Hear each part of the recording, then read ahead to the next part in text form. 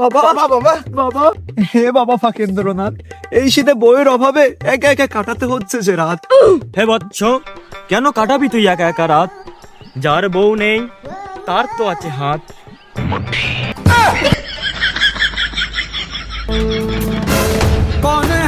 ये क्यों का हाथ मैं नहीं पहचानूंगा। বাবা, আপনিও কি তাহলে একই গোয়ালের গরু? আরে বচ্চ, এখান থেকে 5 বছর আগেই করেছিলাম শুরু, তাই তো তুই আমার শিষ্য আর আমি তোর গুরু। এই সাম্রাজ্যের একমাত্র রাজা হলাম আমি, মাত্র 5 বছর আগে শুরু করে নিজেকে গুরু ভাবছো তুমি? হে গুরু, আপনাকে দেখেই তো আমি এলাইন করেছিলাম শুরু, আপনি তো হলেন আমার মহাগুরু। ওর বৎস ওর। শুধুই কি তোমার গুরু, সে তো আমাদেরও গুরু। আমরা তার শিষ্য, তাই তো ঘুরে এসেছি সারা বিশ্ব।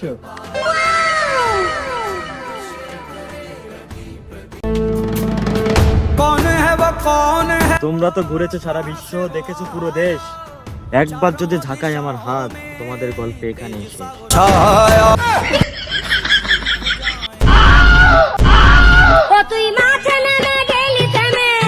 বাবা, জানি তো আপনার হাতে আছে অনেক শক্তি, তাই তো আপনাকে করি এত ভক্তি। বেঁচে থাক বৎস।